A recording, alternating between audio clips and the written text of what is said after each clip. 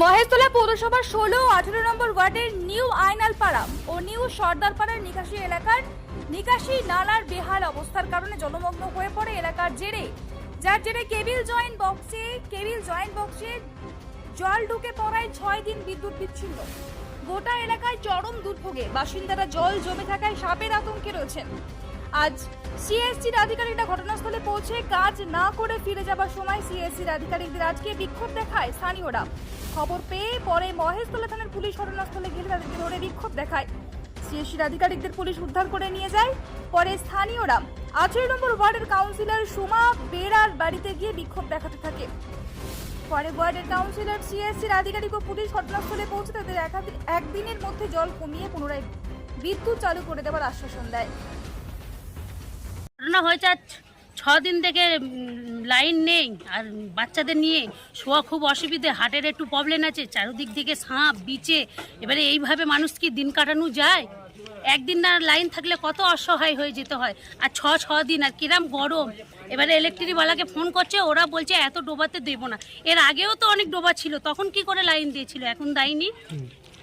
এর কারণে আপনারা বিক্ষোভ দেখিয়েছেন? এর কারণে আমরা কাউন্সিলরের কাছে গেছিলাম যে সিএসসি কোনো কাজ করছে না। আচ্ছা, পুলিশ এসেছিল? পুলিশ এসেছিল, কোনো আশ্বাস দিয়েছে?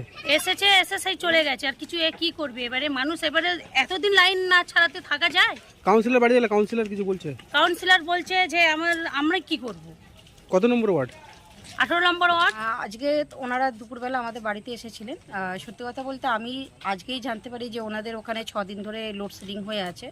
তো সিএসসি থেকে আমি কথা বলে যা জানতে পারলাম যে ওখানে যে ট্রান্সফরমার রয়েছে সেটা জলমগ্ন হয়ে গেছে এই এত বৃষ্টি হওয়ার ফলে। আর সত্যি কথা বলতে শুধু ওই অঞ্চলটা না, আমাদের 18 নম্বর ওয়ার্ড এমনকি মহেশতলাটাই পুরো জলমগ্ন হয়ে গেছে। এটা আমাদের বর্তমানে একটা হিউজ সমস্যার সম্মুখীন আমরা হয়েছি, সকলেই কম বেশি হয়েছি। তো তার মধ্যে এটাও একটা ঘটনা। তো এই নূরবস্তি অঞ্চলের যে ট্রান্সফরমেশনটা জলমগ্ন হয়েছে, তার সাথে যে বক্সগুলো রয়েছে সেগুলো এই বর্ষার ফলে জলমগ্ন হয়ে গেছে। এবার সিএসসির সাথে আমি কথা বলেছি, আজকেই আমি একটা চিঠি দিয়ে দেব, লিখে কালকের মধ্যে সাবমিট করে দেবো।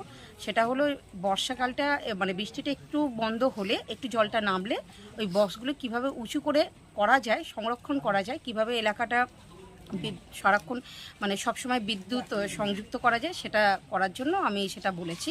আর সেটা সিদ্ধান্তও নিয়েছি, সিএসসির লোকদের ডেকে ওখানে দাঁড়িয়ে মানুষকে প্রতিশ্রুতিও দিয়েছি। এবার বাকিটা দেখা যাক, একদিনের সময় নিয়েছে, দেখা যাক কি করে।